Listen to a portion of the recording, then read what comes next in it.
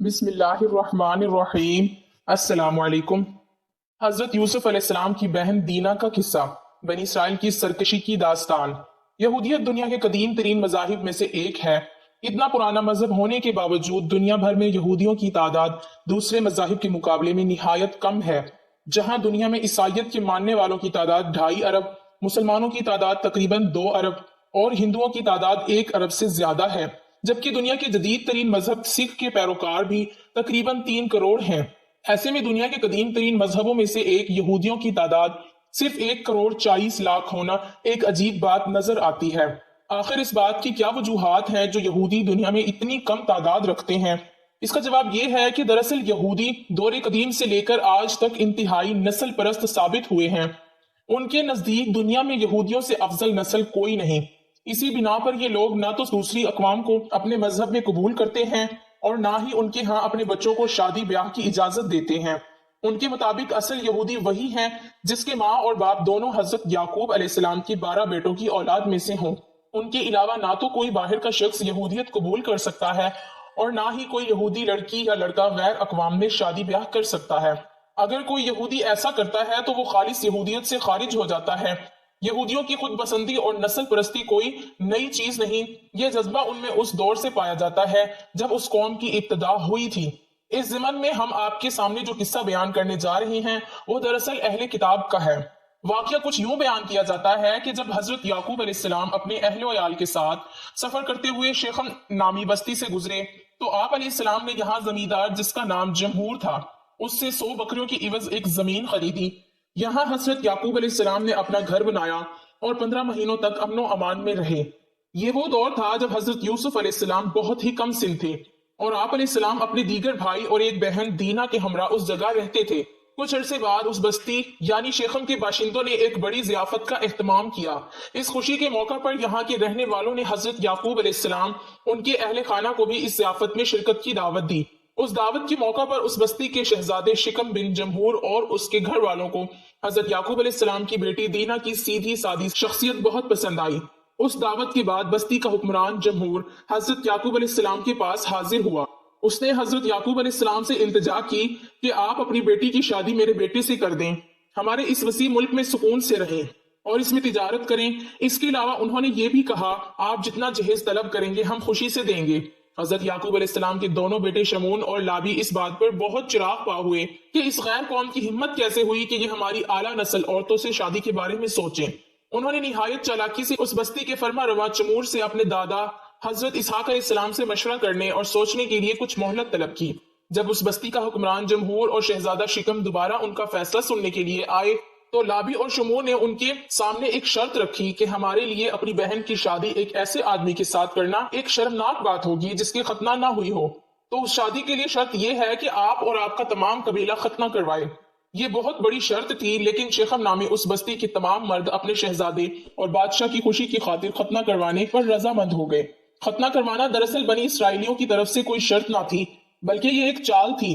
जब ये तमाम शहर खतना करवा चुका उसे अगले ही दिन वो लोग अपने इरादों को पूरा करने निकले और एक नादिहानी आफत की तरह उस बस्ती पर टूट पड़े। उस बस्ती के तमाम मर्द खतने के बायस दर्द में मुब्तला थे।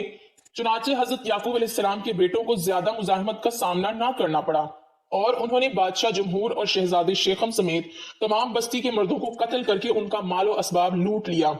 हजरत याकूब अलैहिस्सलाम को जब इस वाक़े की इत्तला मिली तो आप अलैहिस्सलाम अपने बेटों की इस हरकत पर शदीद गमज़दा और नाराज हुए और अपने बेटों की इस हरकत पर शदीद मुलामत की।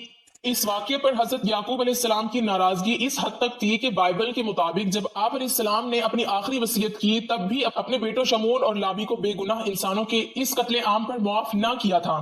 बाद अज़ा हजरत याकूब अलैहिस्सलाम के इन्हीं बेटों ने हजरत यूसुफ अलैहिस्सलाम से हसद के सबब उन्हें कुएं में डालने जैसे अमल का इर्तिकाब भी किया था, लेकिन अल्लाह ताला को कुछ और ही मंजूर था। इसीलिए अल्लाह पाक ने हजरत यूसुफ अलैहिस्सलाम को इस कुएं से निकालकर दुनिया के सबसे अजीम बादशाहत के मर्तबे पर फाइज किया।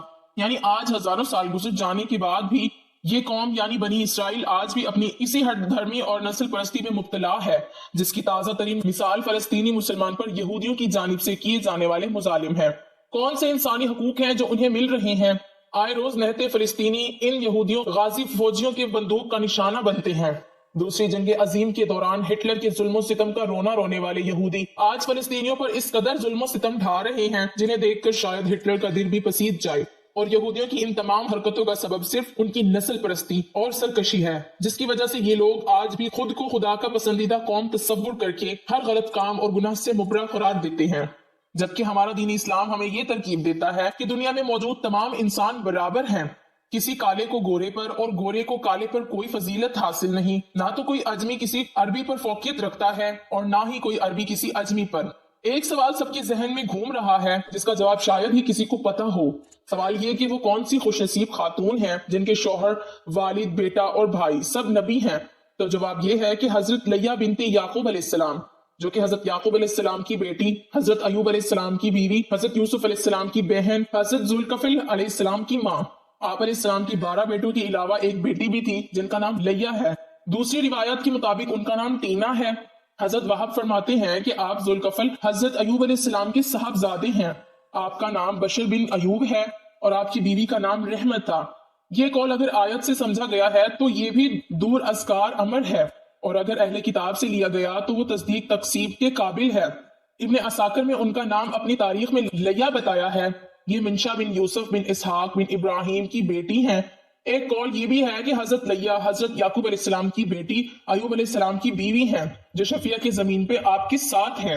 حضرت یوسف علیہ السلام کی والدہ کا قصہ کبھی ایسا بھی ہوتا ہے کہ آدمی اپنے کسی نہایت عزیز کو اور محبت کرنے والے اپنے محبوب کو اچانک دنیا میں گم کر لیتا ہے، اور پھر وہ اس کا نشان بھی نہیں پا سکتا اور نہ ہی اس کے بارے میں کوئی خبر سن پاتا ہے۔ حالانکہ وہ گم گشتہ عزیز اور محبوب از جان زندہ بھی ہوتا ہے، مگر دونوں کے درمیان ایک دوری کا پردہ حائل ہو جاتا ہے۔ پھر اللہ تعالیٰ ان دونوں کی ملاقات کے اسباب پیدا فرما دیتے ہیں اور وہ کسی جگہ اکٹھے ہو جاتے ہیں۔ اس کے باوجود کہ ایک دوسرے سے بچھڑے ہوئے دو محب پورا یقین کر لیتے ہیں کہ وہ کبھی بھی ایک دوسرے سے نہ مل پائیں گے، اللہ کریم ان دونوں کو کہیں نہ کہیں باہم ملا دیتے ہیں۔ یا اللہ، جب میں مایوس ہو جاؤں تو میری دعائیں قبول نہیں ہوتی، تو یہ یاد کرنے میں میری مدد فرما کہ تیرا پیار اور رحمت میری مایوسیوں سے کہیں زیادہ ہے، اور میری زندگی کے بارے میں تیرے فیصلے میری خواہشوں سے کہیں بہتر ہیں۔ یا اللہ، میری وہی دعا قبول فرما جس میں تیری رحمت اور تیری رضا شامل ہو، اور مجھے کچھ ایسا نہ عطا فرما جس میں میری بربادی پوشیدہ ہو۔ یا اللہ، مجھے اپنی رحمتوں سے گھیرے رکھ اور مجھے کبھی میرے نفس کے حوالے نہ کرنا۔ اے پروردگار، ہمیں بھی ان لوگوں میں شامل فرما جنہیں تو ہدایت فرماتا ہے اور وہ صراط مستقیم پر چلتے ہیں، جو توبہ کرتے ہیں اور جن کی توبہ تو قبول کرتا ہے، جو تیرا خوب شکر ادا کرتے ہیں اور ان پر تو اپنا خاص کرم فرماتا ہے۔ یا اللہ، مجھے اپنی مانگی ہوئی ہر دعا پر اعتبار ہے کہ وہ آپ کے در تک ضرور پہنچے گی، کیونکہ مجھے اس بات پر پورا یقین ہے کہ جو دعا درود پاک میں بند کر کے بھیجی جائے، میرا رب اس دعا کو کبھی رد نہیں کرتا۔ دعا کی زنجیر کھٹکھٹانا بھی قرب ہے۔ دعا سے محروم ہونے والا اللہ سے محروم ہو گیا۔